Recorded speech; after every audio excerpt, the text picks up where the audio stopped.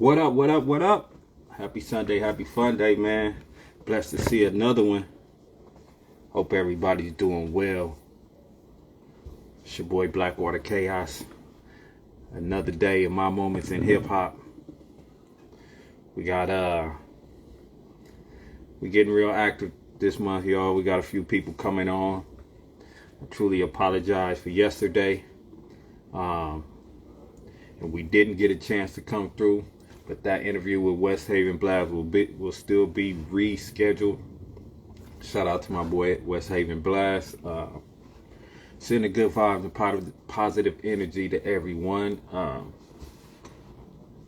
Today I got my boy Epademik, dope MC, dope producer, dope individual, a very talented individual, and we proud to have him here on My Moments in Hip Hop. I'm gonna go ahead and bring him in.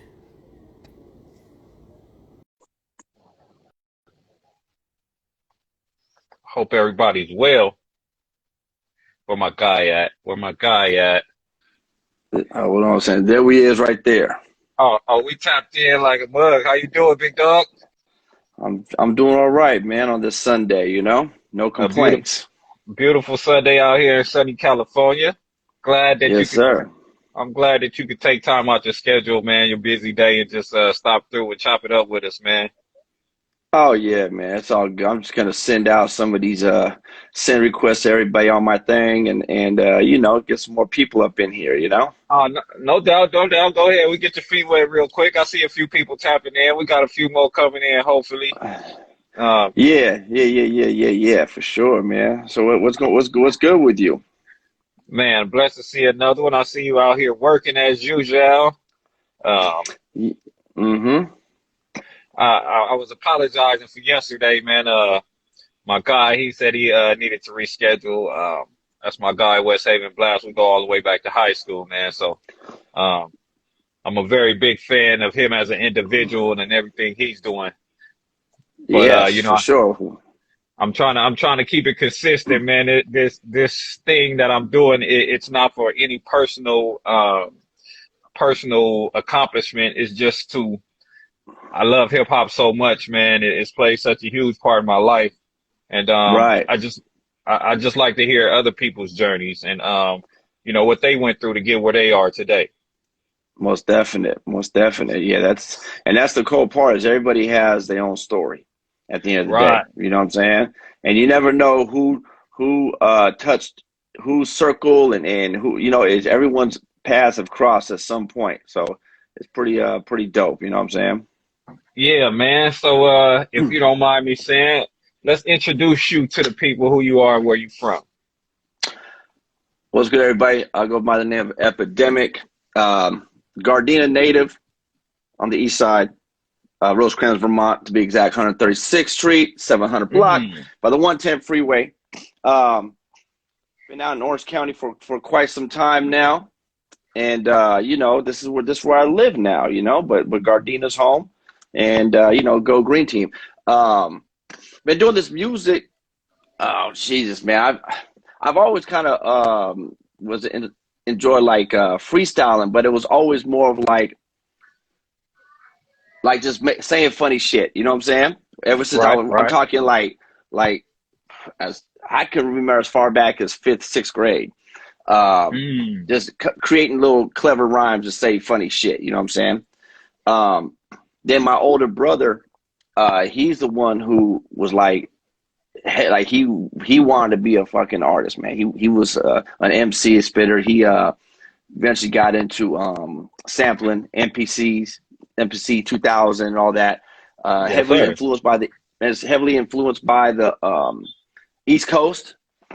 And so that's who kind of, you know what I'm saying, got me into, like, man, he's like, man, you know, I was always a shit talker, you know what I'm saying? So he was always like, man, you need to take that and put it in song format, and create these bars. And he's the one who taught me how to, write these bars and all that. And yeah, man. So that's kind of where you know, as far as the rhyming, but as far as hip hop itself, Oh, yeah. the first time I heard a hip hop record, 1985, right there on the street on 136, my next door neighbor, his older brother at the time was, I want to say 16, maybe 17, 1985, and he was a DJ, and he was playing the song, and you know, it was a Saturday morning, and their garage faced where our bedroom was at. So we'd always have our, you know, window open, cracked up a little bit. And we heard this music playing. And I'm like, out the window, and my neighbor's name was Ricky, right? I'm all, Ricky, you know? Hey, man, what's your brother playing? What is that, you know? Oh, man, that's hip-hop. Hip-hop? What? And it was the show. It was the show by, you know, by Dougie Fresh and Slick Rick. And I was like, I was like, oh, this is like this is the illest thing. Like, to me, I was like, whoa, like, because I was growing up listening to Prince, Michael Jackson, introduced to George Clinton, a lot of that stuff, even Fleetwood Mac. I mean, just all kinds of various stuff. You know what I'm saying? Right. And so that's when I was like, yo, this is like dope. Like, what the fuck? Like, and then that's when I heard my first hip hop record, 1985. I was 9 years old. To give you an idea, I was 9 years old when I heard that record. Hey, and the show was one of those records that'll blow your mind too. It'll definitely blow your mind, man. Yeah. Hey, that's dope, man. You know, I think a lot of people grew up in that era with that Saturday morning, somebody banging something that just got the whole block going, or the apartment building, or wherever you stand, you know, get you going. Right. When did you first start writing your own music? Man, I'd probably say the first time I actually wrote a verse, a bar. Oh man, I want to say around 16. Oh, okay. Around 16. Around 16. You know, before that it was just freestyling and talking shit. That was it. You know what I'm saying? And it was just something I was like, my older brother did it, so I was like, oh, I'll jump in every once in a while and just mess around. You know, I was to be honest, man, at that age, I was hanging out in the streets, and I wanted my low rider, and I wanted a low ride and do all that. You know, and I like listening to the gangster West Coast gangster rap is like my shit. I can tell you anything and everything about it. Like, that was what I was into, you know. And I just wanted a low ride. I wanted a low ride and listen to my gangster rap. That's it. And my brother was like, oh, go ahead. I said, my older brother was like, nah, man, we're gonna do this hip hop thing, man, because there's like a lane open for it. You know what I'm saying? You know, especially for how we look. You know, we mixed kids. You know, my dad's Hispanic, my mom is German, and so we lighter skin, colored eyes. You know, but it's different. You know what I'm saying? Growing up in that area, you know, so it's like, you know what I'm saying? So my brother's like, man, there's a lane, because this is way before an Eminem. You know what I'm saying? Oh, like, yeah, hell yeah. like, we're talking Beastie Boys, right? Yeah, Beastie Boys was it. There was no Vanilla Ice even then. No, it was just Beastie Boys. But on the West Coast, there was nothing. Yeah, you're right. That, hey, but listening to your music, I can hear the heavy influence of West Coast, that West Coast G-Funk sound in everything you did. The only project I didn't really hear it as heavily is the one, I think it's the one where you're saying at the end it said something about Steve. Like, I'm sorry, Steve. You did a collaboration album. I think it was the Whiteout. Was it the Whiteout? No. Projects. Yeah. So the one which says sorry, Steve. That was all West Coast influence. That was me and the homeboy at Coma. We did that project, and that was a producer, actually the dude based out of Irvine. And this guy is like dope. And we had the homie met him, and he was like, this guy got beats. And he played something for me. I'm like, man, what the fuck? This guy got crazy beats. And he was like trying to work his way in the studios and like getting his feet wet, you know, and he was doing stuff with different people. And we like would reach out and be like, hey, man, how we get some of these beats? And he was kind of like not really fucking with us. You know, he was kind of like, man, I want, you know, I didn't get paid. I didn't. So I was like, but he was cool. Like, we were still cool. You know what I'm saying? Right, right. And so I was like, yo, you know what? He had his website. We had all his beats. You could listen to him. And I had one of my homies at the time. We hacked his website, man, and stole all his fucking beats, all his MP3s. And then we would extend them, and, you know, and that's how the homie came over one Saturday. I had all the beats, right? We wrote them, recorded them, did it all in one fucking session, bro. It was like 8.5 hours. We did all those songs in 8.5 hours. And then I said, let's just put it out. And we put that shit out, like, on the streets with CDs and shit. Because there was no streaming services back then. It was like, MySpace was like, it put on your MySpace, that was like the hot shit. And then we hit like all the streets, and then hit all the studios. And we sent to the homeboy, like, here, bam. And he was kind of like, oh, okay. You know? And then his people are like, yo, what's going on? Yo, man, is they dissing you? Like, he's like, no, that's the homies. And they was like, yo, this shit's hot. And then, like, it just turned into a beautiful thing, man. We took that risk, and we built a relationship after that. You know what I'm saying? But yeah, that was just called Dang That's Hot. It's all over so it's everywhere. You can just look it up, you know? Dang That's Hot. Full West Coast gangster shit. Hey, that is the craziest shit I heard. You said you hacked this whole thing. Hey, man, you know, you got to get in where you fit in, bro. I was just finna say, that's determination and hunger right there, man. So, yeah. I was just reading that you're a producer as well. Yeah. So when I was young, we're talking like age like 5 to like age 9, I took piano lessons. So my teacher, actually at Amestoy Elementary, if anyone's familiar with Gardena, the Eagles. But she taught piano. So my dad was like, you know, I want to learn piano. I've always been fascinated by pianos and keyboards. So I would go there. She taught me piano. You know, they paid her to teach me piano. So I did that for a few years. And that's kind of where I learned, like, okay, this is what it is. And then eventually it stopped, you know, stopped doing that.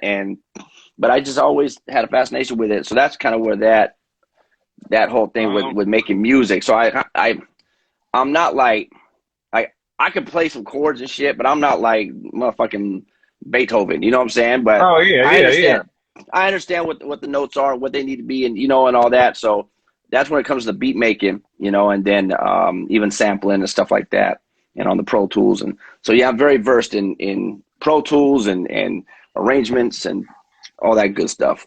So it ain't just spin. I got 2 things on that. Now, you say you took piano lessons. My father was a great pianist. He sat me down for lessons twice. I wanted to play basketball. Nowadays, I wish I would have took those lessons.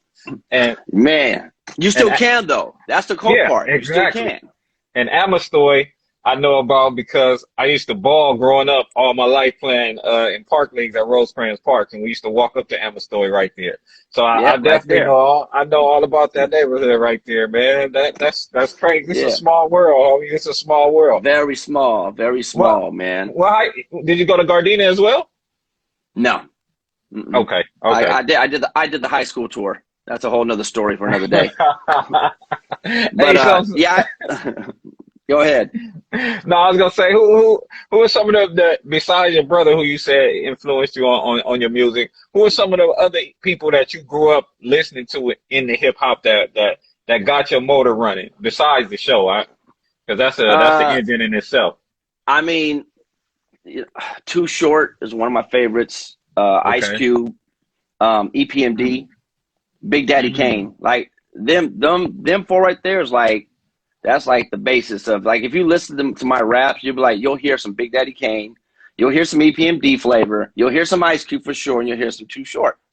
And that breaks down my whole. But I've always been fascinated by MC lyrical dope shit. You know what I'm saying? So that's why I'm always heavy about my bar work. You know what I'm saying? I'm not just gonna rap something just to make the N words rhyme. I like doing, you know, complex rhyme schemes and multis and all that type of shit. You know what I'm saying? I could tell. I could tell listening. It's not just average music. And big brother Jazzy keeps saying, you're a hell of a businessman, man. 10 Yeah, percent talent, 90% business. Shout out to Jazzy, man. He was man. one of the dopest interviews I had so far, man. Yeah, Um, that's my twin brother. If you can't tell, yeah, he put that in here already. He said his twin. Hey, so man, that's all right. how you connect with Jazzy? Okay, so Jazzy, it was around 2008, Hmm. and he started doing the Western Conference Yeah. at the LA Convention Center.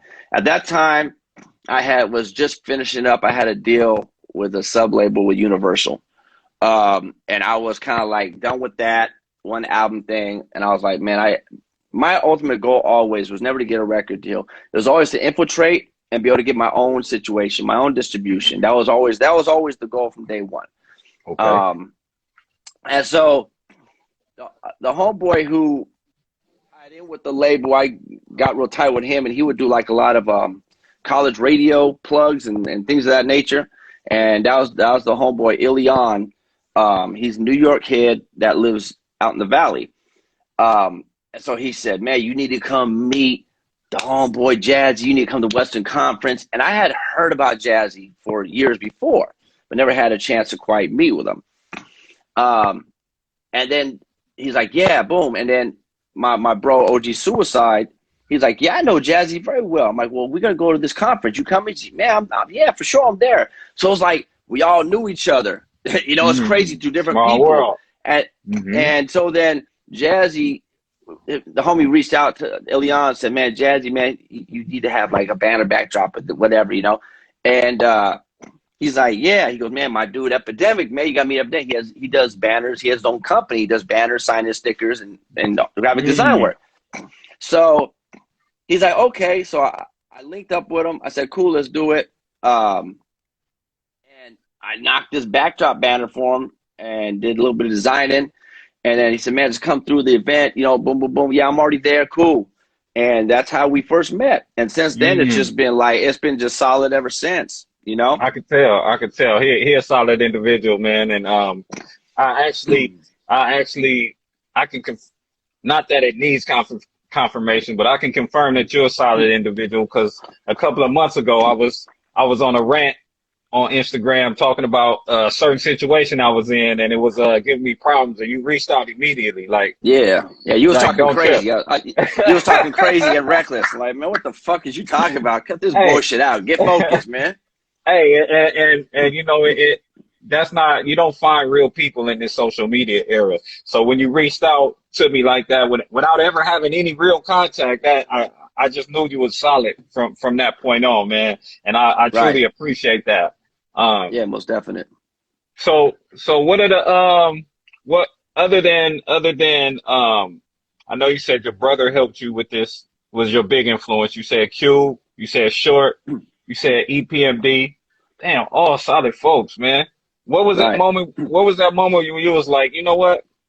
I think I could really, really do this. I'll say so my brother, he was doing like a lot of the, I don't know if I'm going to date myself, but in the 90s, we're talking like early to mid 90s, like early to mid 90s, on Power 106, the Baker Boys was there, and they would do the Going freestyle out. roll call. They did the freestyle roll call, and it was every, I think, Friday night, and you would call in. You go in and out. Oh, okay. Um, There you go. okay, and so they would do the freestyle competition on the radio Friday nights, Baker Boys. So my brother, he would call in with his friend, and they would win every week. Every week they'd win. They'd win. They'd win. And so then they won so much they stopped calling in. And so they were like, my brother's like told his friend, let's do some music. So they started doing songs, but his friend didn't really take it serious. You know what I'm saying? Hmm. Then my brother's like, man, little brother, like, man, you do this with me. Let's just make some tapes. You know what I'm saying? I'm like, okay, cool. And so that's when I started learning the structure Hmm. of all that and so forth and so on. And then we did like a demo of like 6 songs, Okay. and we put them on a cassette to let you know how old this was. It was on cassette. Mm. And then we started doing talent shows all around, like LA, Long Beach, wherever's a talent show, we would fucking go there, audition, and do the shit. And literally every time we do a fucking talent show, we'd win that motherfucker every fucking Oh time. shit, killing it. And it's so it's like, but it would be like, oh, you win studio time, or here's $100. It's like, okay. Yeah. After a while, it's like, okay, that's cool, but we need something else. So then we started investing money in our own equipment. Like an 8-track recorder, an MPC, microphones, just studio monitors. We started getting our own equipment to record our own shit, so we can get better quality. And then we started we have our show tracks, and we started doing shows. Like we would just, wherever we could perform, we'd go. Just go perform. Right. And that went on for like, shit, probably about 6 years. And our music, it was hip hop heavy. Hip hop, like my brother was doing the beats. So it was like, if you were to take Gangstar mixed with Tribe Called Quest and EPMD, and take some dudes from the West Coast and have them rap on it. That's basically what the sound was, which nobody was doing that. That was not the sound back then. People were fresh off of Tupac. You know what I'm saying? So that's when I was like, we would go out. We did some shows out in Arizona, all over, and performing in front of a crowd, and you actually have people there. And I'm talking like the first show we actually did, there was, I don't know, 40 people, 45 people in the crowd watching us. You know what I'm saying? Everyone else was doing their thing. And people are like just engaged in you. And it's like, whoa. And I remember at the show, I was like, so you mean to tell me I can create something in either a studio or my bedroom studio, put it out, perform to these people. They don't know me because I'm from a different area. They're not going to judge me. They're going to enjoy the music. And then they're going to be like, I like you. I want to buy what you have. Like, to me, that was like the most powerful thing. Like, something I can create and you're drawn to it. It's an energy. And that's when I was hooked. I was like, yo, this is the illest thing ever. Oh yeah, that crowd reception is a numbing feeling. If once you get engaged and you get some people that are really engaged in what you're doing, man, that could be almost an addiction. You know what I'm saying? Yes. Just real talk. I see you said that you had a song that was #1 on a college radio station for 6 weeks. Yeah, that was Long Beach KLBC. They had a show, and it was like got a ton of listeners, and I would submit my music, and one of the songs I had, it was #1 for 6 damn weeks, man. It was crazy. Like, people they want to request it. And so what I would start doing is I would reach out to the host of the show, and I would literally just say, man, can I just come pull up? Let me just pull up on you guys. At first, like, I don't know. Man, come on, pull up. Finally, they let me. After me bugging them for like 3 months, they said, man, you got your song keeps getting requested. It's #1. I'm like, cool. I pull up. I will bring food, this and that, and just like hang out. And then it turned into me like getting interviewed and freestyling there and this and that. There's like every week I was there. So it was crazy. And then I give them another song, and then that song will be #1. And so it's turned into like, they're like, dude, and like, man, they go, you're here all the time, you're giving good music. They're like, what's the next step? You know? I'm like, well, I'm not gonna be a radio host. I mean, I just come in to hang out. You know, I just want to get my music. So that's what I've always been like that. Like, okay, let me see who's doing what. Cool. I'm gonna go. Bless. Let's conversate and see what we can do to make this shit better. You know what I'm saying? And that's how the Long Beach thing happened. And that's actually how I met the homeboy who does a lot of my production, Surf Show. He produced basically almost all the new funk album, the Dysfunctional album. That's how I met Surf, from that college radio. Oh, okay. Was he a host, or he just a fan calling in requesting? He was the host, like one of his closest homies. Oh, okay. Yeah, and he was just on it, like, yo, this guy. He was like, man, this guy's crazy, and so we talked on the phone, and he's like, yo, you're fucking dope as fuck. Let me make you some beats. You know what I'm saying? Hmm. And that was that. I was like, done. Hey, that's that persistence and hunger. I can hear it. I can hear it. And you got nominated for Artist of the Year. Yeah. So that happened 3 times. Uh, for at the Orange County Music Awards. So Okay. Okay. I got nominated because I was always popping up in the Orange County Register, OC Weekly, LA Weekly, because they were connected at the time, you know. Right. And man, they nominated me. I was like they, I got a thing in the mail. You're nominated for blah blah blah blah blah, and that happened 3 years in a row. I lost every year to other cats, but just the fact like nominated and get invited there and be amongst all these people, you know what I'm saying? It was crazy. Hey, hell yeah, that's definitely some recognition for all the hard work. Because I can tell listening to the story that you've been putting in hard work. Let me ask you one question. Yeah, Have you ever faced any barriers because how you said you your skin color or your eyes, yeah, or has that ever posed any yeah, barriers when you went to go get it in? yeah. Always, always. I could tell you when doing going and popping up because I believe in hitting the streets, and Yeah. you got to go, you got to get out there. And I would find the strip clubs throughout Compton and LA, and I would go when it was the male dancers night, right? And I would, in between their dancing, I would go out and perform because it's all women with money, and they're all liquored up, and Ah. and I would go out there and perform, and I'd be jumping out there, jumping on the tables, rapping, boom, boom. And not only you get the females, it's all females. They want to be entertained, so they're there to be entertained. And being Mm, I'm in Compton, at the time predominantly black neighborhood, and here I yeah. am. Like they're like, oh, well, I'm rocking. Man, them girls were throwing money in my sweats and money at me and just spending money on me. Like, we want you back. So I was making that a habit going around. I would go to the strip clubs when it's the male dancer night, and in between the things, I go out there and perform. Nobody was doing that. And then I would go to comedy nights, all around LA and so forth and so on, and just go out and rock out.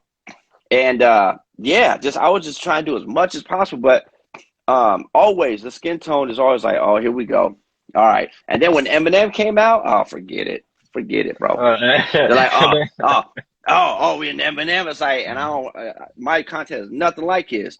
But that comes with the territory, that just comes with Right. it, and I know when like in 2004, 2005, I had an opportunity where I got my music played for some pretty big people. I mean, Okay. we're talking like Puff that time. Puff Daddy, he was one of them, Mm. and then some other big people out there. Um, and first thing out their mouth was they see my picture. What does he look? Everyone wants to know what does he look like? All the You time. know, and they're like, oh, he's a white boy. Oh, he's a white boy. Oh, well, there's already an Eminem. We don't need another one. It's like there can only be one fucking white skinned Right. motherfucker. Right. Like fuck out. And the cold part, I'd be like, but yo, I'm actually Hispanic. Like, what's the deal? But yeah, but you don't look Mexican. I didn't say I was Mexican, homie. Like, it's different. Right. You know what I'm saying? Like, come on, bro. But so that's always been an issue, But I just don't pay no mind, and I just keep doing what I do. And once they see how I get down, then they're like, okay, you're dope. Like, you're dope. Okay. Yeah, the talent should always speak more than the visuals. Right. And who's to say that it could be one more than one? And why do you have to be another Eminem? Why you couldn't just be Epidemic? You know what I'm saying? Yeah. That Yeah. that that that always kills me. You Yeah. did say something that is a little similar to Eminem.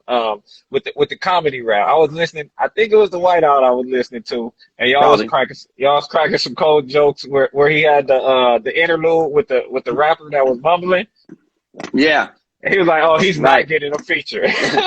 You are not getting a feature. And, Right. and that reminds me of some rappers today, that are blowing up like that. No disrespect to anybody or what they do. What do you feel about today's hip hop? Well, today it's not about hip hop. It's about popularity. It's not about talent. It's not about that at all. It's about, and this is a fact. If any artist out there is watching, if you want to seriously go and get a record deal, because I say this, if you want to have control of your craft, of your music, and you want to build your fans, stay independent and do it your way. But if you don't give a fuck about that and you want to be famous and be global, go sign a major record deal. Facts. But if you go to a major label, what the first thing they're going to say, let me look at your Instagram. Let me see your Facebook. Let me see your TikTok. Let me see your YouTube. Oh, your numbers aren't up there. It don't matter how dope you are. It does not matter. They're like, oh, that's why you get someone like, what's the old dude, Lil Pump. You know what I'm saying? Oh, he was popular. You know what I'm saying? Bad Baby or whatever her name is. She's popular. Right. Kept Me Outside. She's popular. She's not talented, bro. None of these artists today are talented. That's why when a talented artist comes out, like when Kendrick came out, because Kendrick is dope as fuck. He's talented. Everyone that is from the LA area remembers K-Dot from being freestyle, going out and rapping from the projects to everywhere. He's dope. He can rap. Talented. Right. That's why he took off. He had the machine behind him, the finances. Boom. But all these other motherfuckers, bro, they're not talented. They're not. And I definitely get you with the numbers, because I reached out to a couple of people about the show and they said my numbers weren't big enough. And I'm talking about artists. And when talking to Jazzy a couple of weeks ago, he hit me with a line. He said, we grind together, we shine together. I'm not worried about numbers. So I'll say this. I'm very transparent when it comes to this music shit. Whoever those artists were that say your numbers ain't good enough, fuck them in their asshole. Because I guarantee you, if we were to look up their ass cap, look at what their real numbers are, they are not popping. Oh yeah, man. I don't even trip off of it. But what I'm saying, because I'm sure they're gonna tap in and watch this. When they watch it, fuck them. You know what I'm saying? And that's from me, Epademik, Mr. Jason Manuel Pereira, homie. Okay, Gardena boy. Yeah. Fuck you, because y'all are lame as fuck, because that's not what hip hop is. That's why it's probably best they don't go on this show, because this is about hip hop.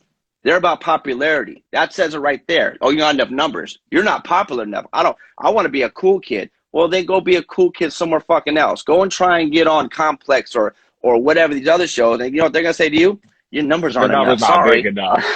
Your numbers not big enough. Hey, that's real talk. They want to get on No Jumper. Shout out to AD and the homies at No Jumper, good people. But guess what they're gonna say? Well, what are your numbers? What do you got? I'm popping. No, you're not. Yeah, man. So fuck them and yeah, that part. I appreciate that, man. You know what? I don't even worry about it anymore. I like to talk to people that like to deal with me, and I had to learn that, man. That was a learning experience for me. But yeah. Well, how did you come about that deal you just spoke of with Universal? So this is back in the MySpace days. Okay. At this point, I set out a plan. It was a year-long plan. It was 2006.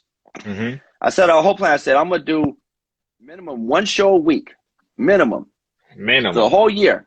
Minimum one show a week. I was trying to do 2 to 3 shows a week. Because you got Friday, Saturday, Sunday. You can probably do a Thursday, maybe a Tuesday. But one show. But I was doing, between 1 to 3 shows a week for a whole year straight. Getting it in? Yeah, just rocking out.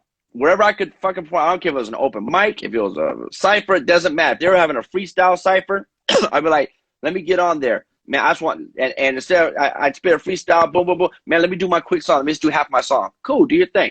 And that's how I was persistent. Go, shaking hands, boom, boom, boom. Flyers, stickers, boom, boom, boom. Everywhere I went.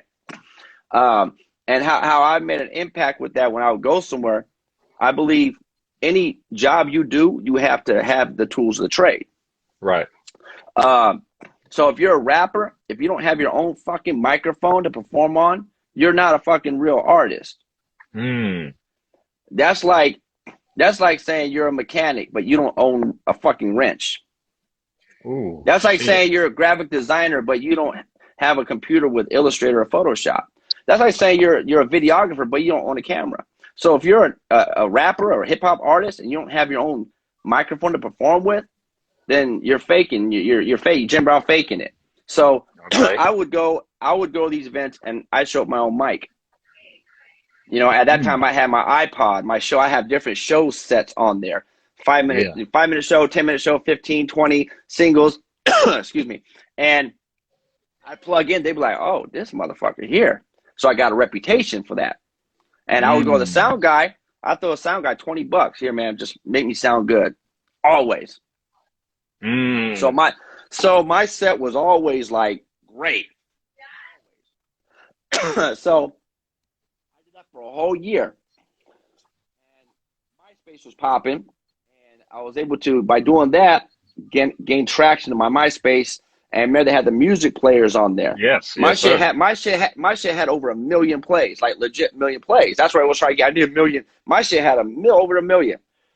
Got the attention of a guy who was PR guy, and he had just did PR work for Rihanna when she came out with Pon de Replay. So when Rihanna first came out, she had Pon de Replay, and that song it didn't take off. Then they did the remix, and the remix is what the up-tempo remix what God put on. So he was involved with her getting that remix, getting that. He worked with her on that. Okay. So I had heard about him. So he reached out to me through MySpace, and he's like messaging me like bro, like who are you? Like this music is dope. Like what the fuck? He's like, give me your phone number. Let me call you. Literally, I was off work. I had a day job at the time. I got off work. I was going to get my oil change at Jiffy Lube or some shit. Okay. And this dude calls me. I answer the phone. He's like, Epademik. I'm like, yo. And he's like, yo, this is so-and-so, man. What the fuck's going on? I'm like, you tell me. He says, are you signed? I'm like, no. He's like, why not? Why are you not famous as fuck? Like, he's just going like, bro, like, you're dope. So he says, he goes, man, I got a situation. Me and my business partner, we created a company, and it's a media company, but we just secured direct distribution with Universal. Right. And he says, I want to put an album out through here. He says, no expectations, no nothing. Let's just put it out, and and let's just make some noise. I'm like, okay. All right, cool, dope. Let's do it. I had an album, finished an album, got it ready, did a video, and I always told him, I told everybody, I said, look, if there's any upfront money, I would always tell anybody with labels, I don't want any advance money. I don't want upfront money. I don't want to owe nothing. I have my own studio, my own shit. I'll do my own shit, and let's get it out, and then let's bring the money in. Right. I don't want to, no, I've always been like that. I don't want to obey nothing. So I got the deal. Cool. They was fucking with it. They started getting me out there on like Dub CNN and all these different sites and getting the name built. And I was still doing them shows. Right. Finished my album. And then my album was done. I turned in a video. Crazy video. Spent a lot of money on it. They just held on to it for like a year. And every time I ask them, like, yo, when are we putting it out? They're like, well, Eminem's dropping or Jay-Z's dropping. I said, check this out, man. Wow. I'm not in their caliber. Right. These motherfuckers' budgets is millions. Right. My budget is what I make. So they're like, well, hold on. So just keep plugging away, man. Keep using the university. You can use the logo, the name, keep it. So that's what I was doing. Boom, boom, boom, boom. So finally I got fed up. I'm like, I got another album. I had 2 or 3 albums done. I'm like, bro, like, what are we doing? They're like, we just got to wait till the right time. I'm like, dude, I'm not waiting. Like, I'm not. No, that's not how we do this. We need to put it out. So I would email them. Like, what's the deal? What's going on? And like 2 days later, somebody emailed me, put me in the email loop, which I shouldn't have been in. and it showed the person who was above them with the universal thing and all that, like the person above them. And I was Mm-hmm. like, I said, this email came and I'm like, why the fuck am I getting this email? And it showed my emails with them, like they're sending it, but somebody out of their loop, like another third person, somehow they responded and it came to me. So I'm like, all right, who are these people? So I look them up. I'm like, oh, this lady is somebody. Mm-hmm. I need to contact her. Well, in literally 30 minutes, I found out where she worked, where she lived, her phone number, her email, everything. So I reached out to her. I emailed her, hey, can I call you? This is Epademik, blah, blah, blah, blah, blah. She's like, yeah. So I called her. Mm-hmm. I said, hey, I got this album, and these guys are just holding on to it. She's like, why? I go, no, they keep saying because so-and-so is dropping this and that. She's like, that's stupid. I said, hey, I would love to meet with you in person. Can I take you out to dinner? She says, sure. I go, you live in Burbank, right? So, yeah, I do. Are you available on Saturday early evening? She says, yes, I am. Cool. Let's meet over here at so-and-so restaurant in Burbank. Cool. Mm-hmm. Drove up there, met with her. I had a binder with everything from everything. It's nowadays people have everything on their phones, right? Back then it was a binder. It had all my consignment sheets from everything, my photos, you name it. Everything was in there. Then I brought the album, I brought the photos, I brought the whole marketing plan, I brought these fucking binders. So I meet with this lady. We was there for 3.5 hours. Long story short, she loved what I was doing. She was shocked that they didn't put the shit out. Like, what the fuck's going on? She felt like they were losing out on money.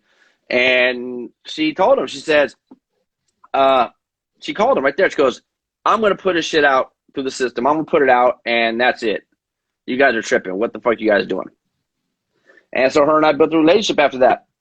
And then that's how that started evolving. And I started doing more shit, bigger shit. And yeah, it was dope, you know?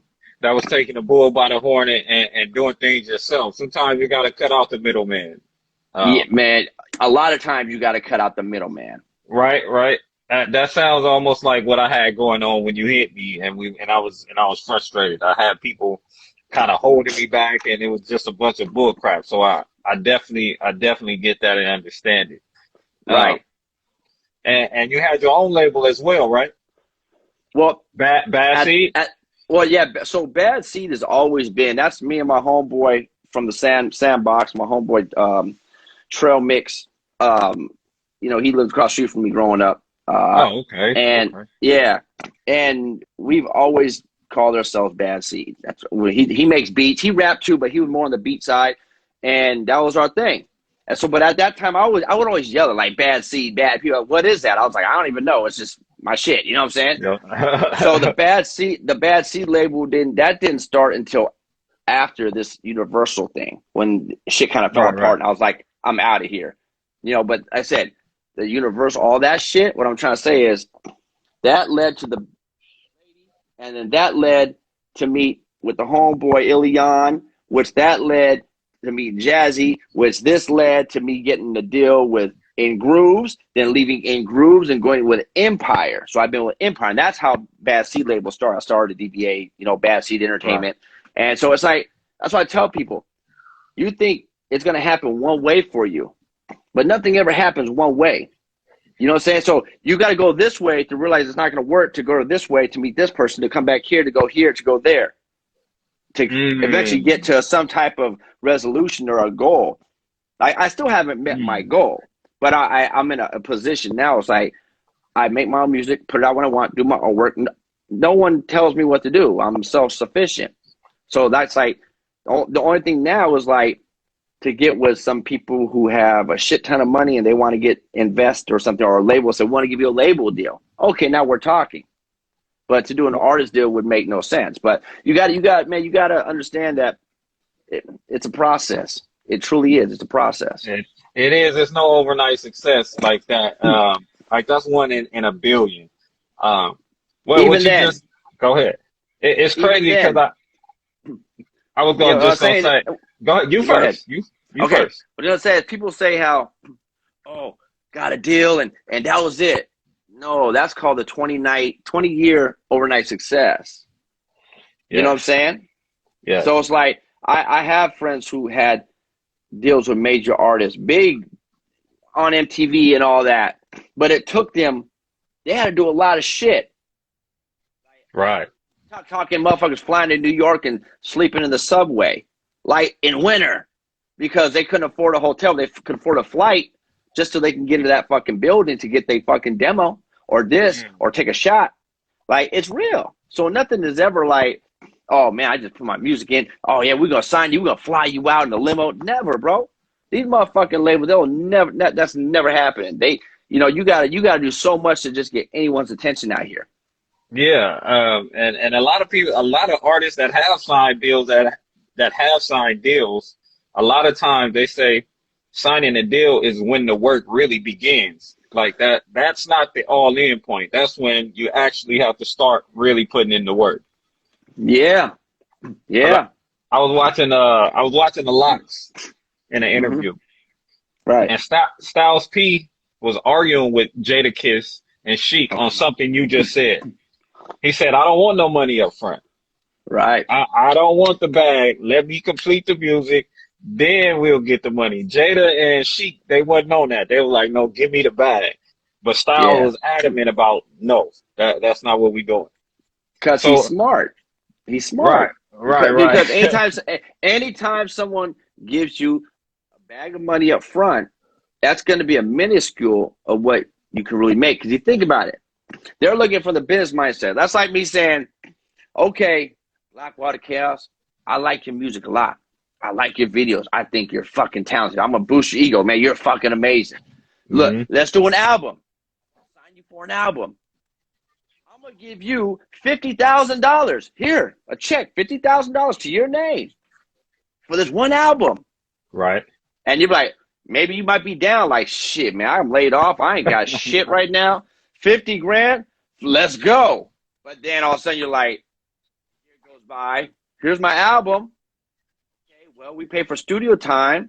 We pay for this. Now we got to promote it. Now all of a sudden it's like, well, when do I get paid? Well, you still got to pay back that 50 grand. You still got to pay back that studio time. Oh, that big studio, that's $2,000 a day. Oh, the engineer, that's blah, blah, blah. The mixing, blah, blah. The mastering. Oh, the photography, the artwork. And the fucking crazy part is, I tell everyone, these motherfucking labels, bro, they'll fuck around and do all this shit for you, but they'll forever make money on you because there's like in the contracts, it's like called a packaging fee. So when they would add money to it, like you pay them for your artwork forever. Like for every unit sold, they get so many pennies off it. So it's like, well, I'd rather just pay a motherfucker $1,500 to do my whole artwork. Why am I gonna end up paying? Because they make millions off each CD sold, each stream sold. You know what I'm saying? So people don't think of it as like business. They think like, I just want to get this quick money. Which end of the day, I say that's that dope head mentality. I need it for today. I need it for this weekend. If I can only get. Yeah. You know what I'm saying? Like you gotta think of long term. That's fast. Right. And seeing that you from both, you've been in this for a minute. You like the old way of making music, or you like the new way of making? So the new way, what I like about the new way is you can put content out fast as fuck. Right. And it's direct everywhere. to consumer. Man, it's like fast, like as fast you can make it, fast you can put it out. Right. For someone like me, I do artwork, I do all my shit. So it's like I can make a beat, record it, do artwork, boom, one day out. The other way, it's like you had to come up with marketing plans. You had to do one sheets. You still got to do one sheets, but it's like you had to get with the distributors for the swap meets and mom and pop shops. You had like, it was like a lot more work.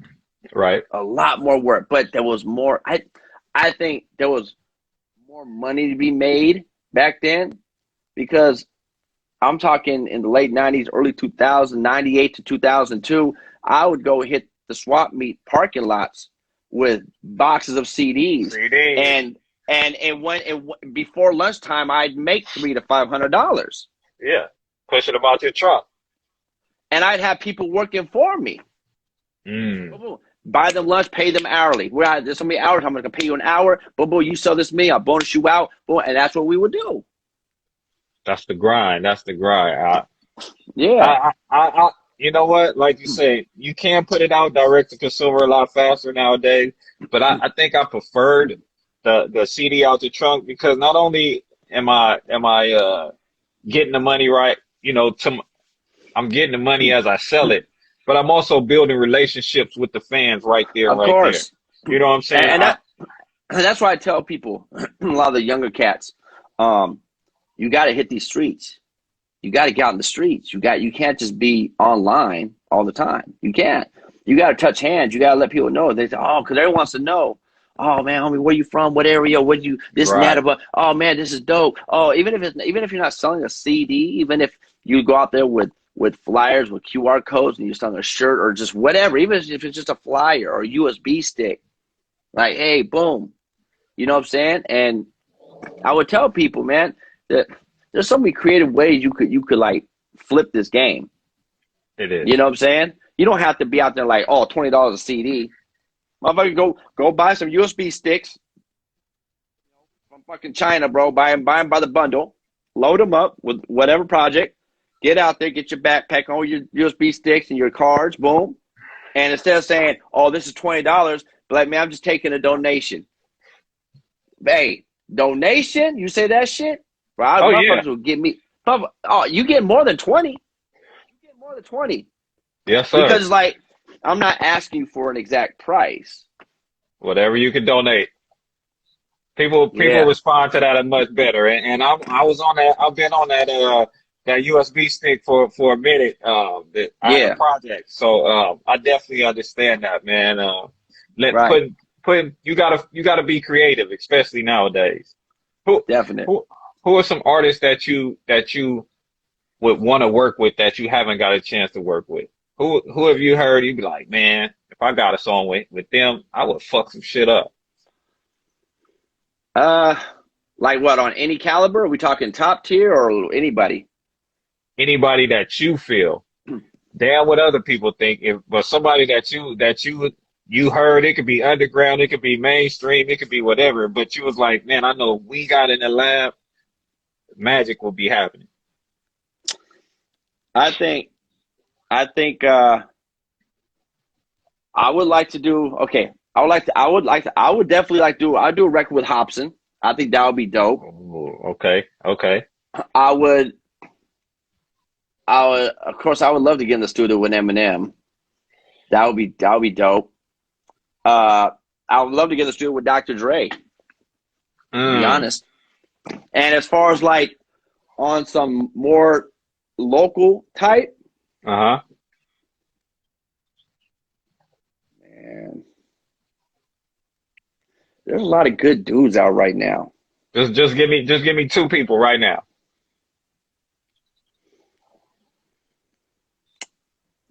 I'll probably do a record with Yellow Hill. Okay. And dude's name, man. Who was I listening to? I was listening to some guy, man. I can't think of his fucking name. He was dope as fuck. Mm. What was it? It was I think it was from Long Beach, bro. I can't think of his fucking name. Well, if I remember, That's I'll all come back. good. That's all Yeah. good.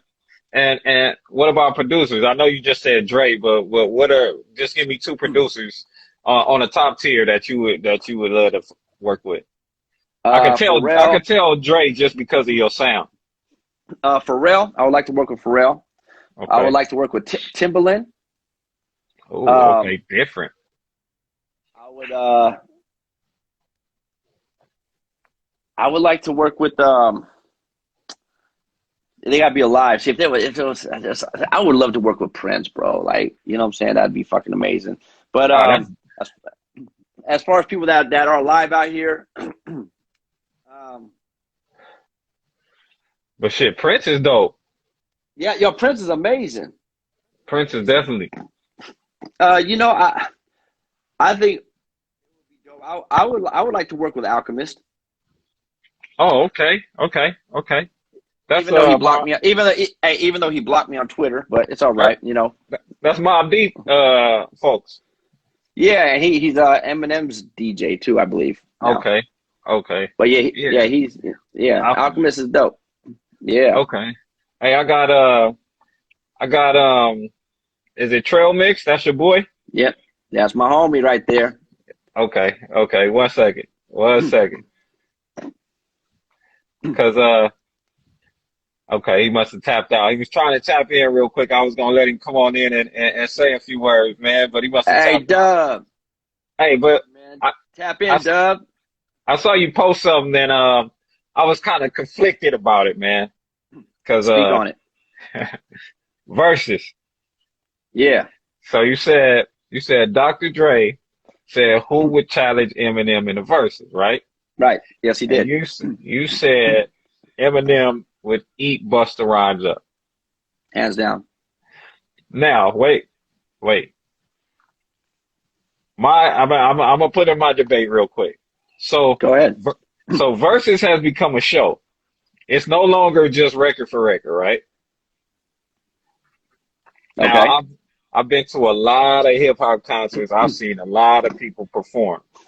Mm-hmm. There is nobody. I mean, I've been to all kind of concerts, all kind of music. There is nobody that I have ever saw that could outperform Busta and Spliff. I've seen a lot of people. I've seen Michael Jackson at his height. The chemistry that Busta and Spliff have, that's a unique existence, one. And then two, I love Eminem. I love what he does. His pen is amazing. His freestyle is amazing. He's amazing. But I just believe Busta is another beast. I'm not gonna say he's gonna eat him up. It might be close until the performance comes, but at the same time, I believe that will go to Busta. Okay, so Go ahead. Let's debate. look at that. Okay, here's the thing. You said Busta and Spliff Star. Right. Now look at, you know what I'm saying? It had to be Busta and Eminem. The hype man would have to stay back. So you can't put Spliff Star in there. Spliff Star brings a lot to Busta. I've seen Busta live. He's dope as fuck. But we're talking Busta, Eminem. Now you got to look at it. Here's what I'm saying. Go ahead. Versus catalog for catalog, before whatever, it's still a battle mentality. Definitely. I'm gonna put this. So they're thinking, if he does this, I'm gonna do this. Now let's think of it this way. Let's think of the star power of the songs they got. Okay, Busta has anything right with Mariah Carey. Okay. You think Mariah Carey's gonna come out on that show if Eminem's there? I'm not sure. Okay, now if she does, do you think Eminem's not petty enough to do his song "The Warning" where he disses fucking Mariah Carey? Of course. I mean, Okay, now listen. Now here's the next thing.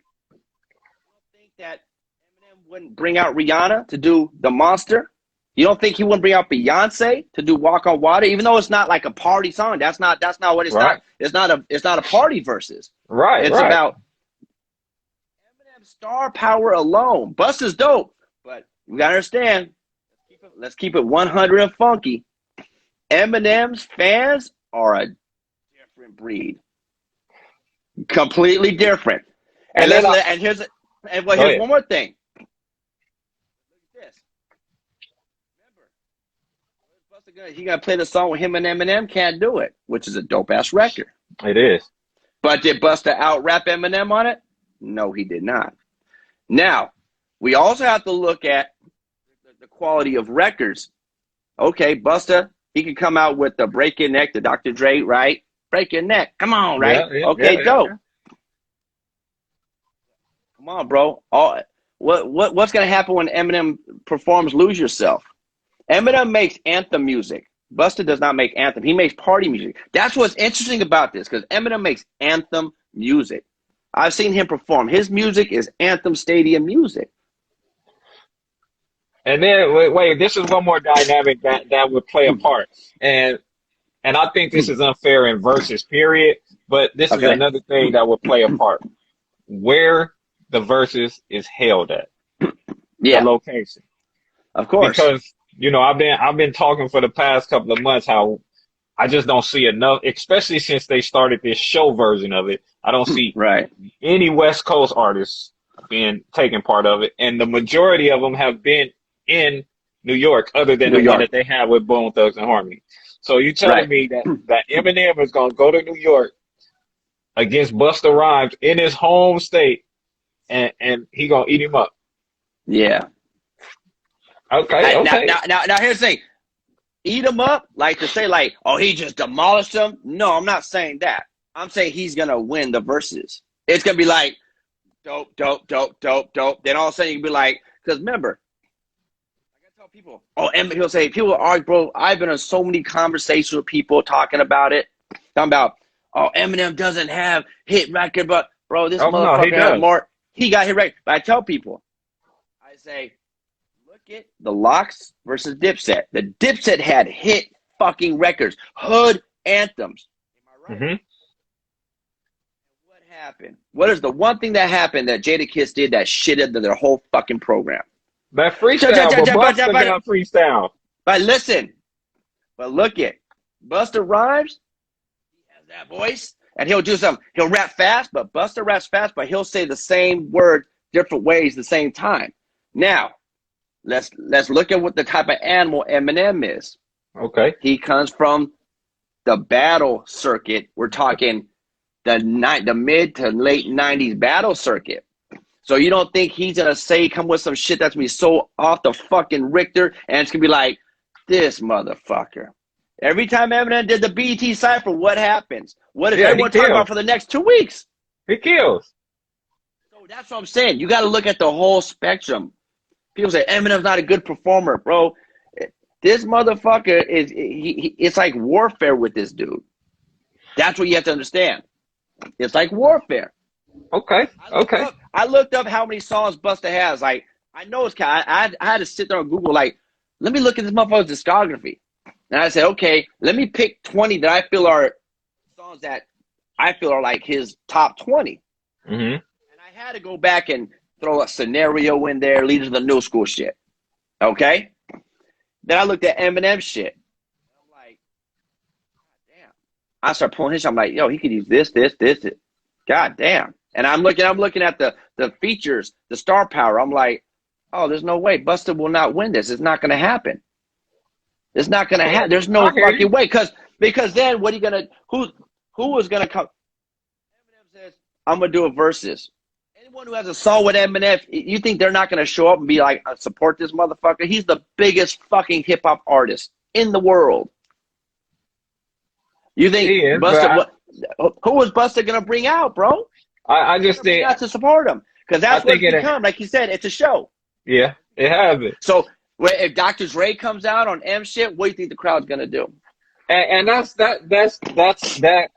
I can say two things. They're almost from two different time eras. Because you got to remember, he come from a leader of the new school, right? Before you had and that's not to take nothing away from Eminem. Before you had all these big people on that have collaborated with him, right? And then to say that Spliff Star wouldn't be able to come out, I don't think that that'll be able to happen. Well, I'm just saying, I got you, the verses, you know, but I don't. There's no way. There's no way. Because, I mean, even you got, like, what if Eminem, he does Stan, and what if he brings out Elton John again for Stan? Like, let's just think of the capacity of it. You got to look at it like, that's the problem. A lot of rap fans, hip-hop fans, we get so caught up in just this right here. You're right. A motherfucker like Eminem and like Dr. Dre. Like this. They're like, no, I'm just going in this fucking bowl. You know what I'm saying? I'm stratosphere, and that's the difference. And you know, if Dr. Dre has any part in it, it could be real interesting. But I think it would be good for hip hop fans. I think so too. And as I've been on my rant lately, what do you feel about that? The respect that we are getting as a hip hop culture from the West Coast, seeing that gangster rap, I believe, these are my words, I didn't get this from anybody, and maybe I'm naive, but I believe that gangster rap has influenced the world more than any other genre, any other music out. You have to remember, the people on the East Coast and down south and everybody, the gangbang and all that come from our music and our Right. lifestyle out here. But Right. when it comes to these shows and all these people giving accolades and flowers, I don't see them giving accolades to a Ice Right. Cube. Ice Cube, who's I have a 12-year-old daughter. She only knows him as the father or the stepfather in Are We There Yet? Right. You know what I'm saying? Or E40 who's has his own spirits, who has his own food, who has his own dictionary. Mm-hmm. You hear about Hove, you hear about Master P, you hear about Diddy, but you don't hear about some of our people who put on and influence this whole culture. What are your thoughts? I think it's by design. I think I think the powers that be used this West Coast lifestyle. I think this goes back to that conversation you can look up on YouTube, how they wanted to build more prisons and make more money in the private Right. sector. And they used, that's why gangster rap got so big. And they knew over here in the West Coast, specifically Southern California, Los Angeles, how the crack and cocaine shit was so crazy. And by 85 all the way live, it was fucking, it was bananas. If you live out here, you already know, Definitely. and I just think they don't want to give respect because motherfuckers always shitted on the West Coast, bro. Like East Coast heads, East Coast, it's funny because they look at like, oh, y'all motherfuckers is weird. Y'all weird. Y'all. Back then it was like Jerry Curl, y'all some country ass motherfuckers. That's what they say. Like, you know what I'm saying? But now look at it now. Everybody wants to be a blood or crip. Everybody. Everybody wants to have low riders in their video. Everybody. Now, the other thing that pissed me off, now you got everybody want to have the homies, you know what I'm saying? Rasa homies in their videos. You know what I'm saying? But that's all from home. But they don't want to give props. They don't want to give respect. As far as I'm concerned, without Ice Cube, there would be no gangster rap West Coast. Talk about it. He wrote Boys in the Hood. Talk about it. Easy E delivered it, but he wrote it. Yes, yes. You know what I'm saying? And Jazzy brought up a person to me in his interview. I hate to keep going back to Jazzy, but it was just a great interview. He brought up somebody Right. that it never even crossed my mind. Kid Frost. Right. Like, how are we not celebrating him? How are we not giving him So, his... hey, I don't know if the homeboy DJ Einstein from Ugly Duckling. I don't know if you're familiar with him. Okay, he follows me on Instagram. I follow him back. He told me a story one time about Kid Frost. Kid Frost freestyle battled Big Daddy Kane back in the day, and Big Daddy Kane admitted he lost to Never Kid heard Frost. No, now you have. So what I'm saying is, the East Coast, hip hop was created on the East Coast, hands down. Yes, sir. And I think over here, we made gangster rap and we did how we would do it. And I think there's always going to be that, like, oh, y'all the motherfucking, the redheaded stepchild. You know what I'm saying? Like, y'all trying to take what we did and we do it better. Y'all trying to do it like that. But then now they're trying to do it how we did it. In the South, trying to do, like, you know what I'm saying? Like, everywhere you hear, motherfuckers is talking that. If you talking that gangbang shit, You got to hear. that's here. You talk, I don't give a fuck. You talking that gangbang shit? Rag flying on, bro. That's from here. Yeah, Facts. right in the soil, right in the soil. And I just, that just has always rubbed me the wrong way because I watch a lot of these different interviews and a lot of different things, and I just don't believe that we're held, we get enough credit, man. But you have to also understand a lot of these media outlets for the hip hop, guess you know where they're based out of? New York. I didn't even look at it from that dynamic, but you are totally correct. And But that's why I say as hip hop fans and in this music thing, we can't be in this little fucking sphere. We have to think outside. Shit's bigger. You know what I'm saying? Shit's bigger than just this. right, You know what I'm right, right. saying? And so that's like, if all the people who create the shit are over there, bro, they're not going to be. There's still tension because a lot of execs are our age and up. So there's still that mindset of when Suge Knight was doing shit over Right. here, and there's that tension and fuck those guys, and they're gonna fuck it up, and every time we do something in LA, you're gonna get robbed and this and that and shot, and So Yeah, I think man. that's still very relevant in today's climate out here. And that is the craziest stuff, man. That's crazy. I didn't even think of it like that. Um, Mm-hmm. so what are you working on right now, my guy? What you got coming out music wise? I know that you just dropped that project. Dysfunctional, yeah. That is a dope song, a dope video. That beat right there is mine. Like that West Coast shit. It's just in me. Who produced that? My homeboy Surf Show. Oh, The okay, guy I okay. The met guy. from Yeah. the guy I met from the Long Beach City College. Yeah, he did that. There was the whole album. He was sending me. He sent me the record samples, and he would build them, and he sent them over, and I would add stuff and all that. That's how we did that. Oh, okay, okay. So yeah, so we pushing that real heavy. We're gonna shoot one more video for that, and we're gonna start. We got a show coming up on February 19th in Torrance at the View Lounge. So me and Burnslow are gonna start doing a lot of shows for that project. Hey, man. Yeah, that's dope. Keep me locked in on them shows, man. I Yeah, can come support. I'll send you the content, the info.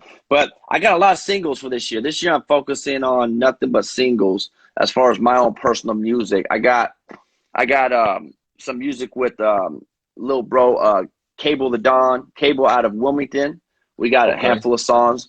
I got a record with the Homeboy Broadcast. I see he just joined in. The Homeboy Broadcast got a record. I just got to finish it up and dragging my feet. And I got a lot of features I've been doing. The Homeboy's Still Authentic. I got some features with him. Just a lot. A lot. There's gonna be a lot of music coming this year. A lot of singles, a lot of features from me. Is there a reason why you're focusing on singles and not projects? I just feel like it. I Oh, just, hey, I mean, the last 3 years I've been dropping albums. Rap Monster, Dysfunctional, and yeah. just dropping projects. So I'm like, I just want to drop singles right now. And like do a lot of features. That's it. Oh, okay, okay. And you said you got a video coming. What's the video you got? One more video. You know which one it's gonna be yet? From the Dysfunctional album, we're kind of leaning towards doing for the song called Cruise on there. Okay, I think okay, so. I think that's what we're gonna go with. So okay, we'll okay. see. We'll see. We just gotta set a date and then just film it and shit and get it done. Hey, your skit game is crazy, man. You be having some dope skits on you. They be hilarious and shit too. All the projects I've been listening to, man. We got some Yeah, crazy dope. skits. Do you do Yeah, all that? You come up with that yourself, yeah. or you or your partner? No, I write all that shit. That's all me. Oh shit. Okay, okay. Yeah, Hey, that's yeah. hella dope, man. Where can the people find you at, man? I know where they can find you at, but I want you to let them know. Go on my website, epidemic.com. EPADEMIK.com. That's where you need to find me, right there. That's it. I mean, I'm on social media, but fuck all that. Go to my website and you can link to all the other ones from there. Believe me, he got everything on that website. You can definitely check out anything going on with Epidemic on that website. Is there Yes, anything sir. else you want to say to the people that's listening? Any new artist that's listening, any artist, period, that's listening? Any advice you could give? Just be yourself. Make dope fucking music. Be persistent. Stay consistent. Don't be afraid to tell people no. Just because someone offers you help or offers you something, you don't got to take it. You know what I'm saying? People say don't burn bridges, but don't be afraid to burn a bridge. Sometimes if you don't burn that bridge, other things can come across it and fuck you up. Ooh, Don't be ooh, afraid to burn a bridge. Don't ever ooh. be afraid to bite your tongue. Like, don't bite your tongue. Speak your truths. And if they hate you for it, let them hate you for it. Most time they're gonna respect you for it. You know what I'm saying? And man, just make dope shit, man. Take time. Take time. Like I tell everybody, man. I reach out. I watch all types of videos, people shit, and I tell everybody, I say, take your time. There's no fucking hurry, because once it's out in the universe, it's fucking out. Trust me, I have songs I still go back and I'm like, man, I wish I could fucking redo that. I took like 6 months on a fucking record. You know what I'm saying? So take your time. Take your time. And stop showing your music to fucking everybody before you put it out. Don't post your shit on goddamn social media. Oh, it's not done yet. Now, don't do that shit. Because people are out here stealing concepts. I learned that the hard way. People are stealing concepts. You know? And that can't come back and bite you in the ass. Man, and the last thing I'll say is just be a good fucking human being. Treat people how you want to be treated. That's it. Definitely. Hey man, I'm gonna be honest with you. I'm a new fan of Epidemic and what you're doing, big dog. Solid. I salute everything you're doing. I just want you to keep it up, keep bringing that dope hip hop. Keep that G-funk sound in it though, because that's like my medicine. And just like you say, keep being you, man. I appreciate it if nobody else does. I tell you to your face right here. I appreciate everything you're doing for the hip hop community and culture, and we need more people like you that can lace the youngsters on how to be a true artist and be a good human being at the same time. I appreciate you taking your time, man. Yes, sir, man. Always, man. I'm always here. And like I know you had hit me up like maybe like 8 months ago or something, maybe a year, and you was like, man, what's up, man? Let's do a record. I'm like, yeah, for sure, man. Let's get it. And then you disappeared. So yeah, you gotta figure that shit out. Can I tell you what? Let me be honest with you. Don't come with no excuses, man. Come on. No. I'm gonna be honest with you. I found myself falling out of love with hip hop because it was and I shouldn't allow myself to be affected by it, but at one point I started falling out of love with even creating the music, and I love to create the music, but I really fell out of love with it for a minute because I just felt like it was too much bullshit going on in it. It was too much bullshit coming out, and I just got a bad taste in my mouth, like some 3-day-old food taste in my mouth. So look, I'm gonna tell you this, man. I'm gonna tell you this. If you feel like that, that's not the music. What that is the people. That's the people that you're allowing to enter inside your energy, inside your mind, inside your time. So when you start feeling like that, stop talking to fucking people. Get off your fucking social media. Reset. You know what I'm saying? Because and like I tell people, it's never good to vent on social media, because there's a lot of people that don't like you, and they'll be like, yeah, this motherfucker, yeah, fuck him. You know what I'm saying? Don't vent. You'll never see Jay-Z, Dr. Dre, Eminem, none of these big motherfuckers. You'll never see them vent like, oh, the studio session, these motherfucking cocksuckers, and you'll never see that because that gives them attention. Don't give none of these cocksuckers attention. So that's why I say it's best to just, instead of rushing to social media like everyone does, let me go put a story post, blah, blah. You know, and if you're going to go vent, make it a teachable moment. Not for yourself, but for other people watching. That's what I do. Most of my fucking posts where I'm talking about, oh, this and that, IRC codes, and blah. It's me venting, but it's making a teachable moment. Make a teachable moment. You know what I'm saying? So don't be afraid to unplug. Don't be afraid to unplug, bro. Unplug and do your shit, and then put shit out. Because at the end of the day, this music game, and this, I'll leave with this. I'll say 95% of the people in the music industry, they're all about paying their rent. And what that means is, if you're like, I need to get some marketing. Someone says, oh, I can do market. I can market your record. I can get you Apple Music, Spotify, blah, blah, blah, all this stuff. Look at their price, and now they'll tell you how much their rent is. Almost every time, they'll say, "I do a 90-day campaign." Right? Like, okay, how much? $10,000. Mm.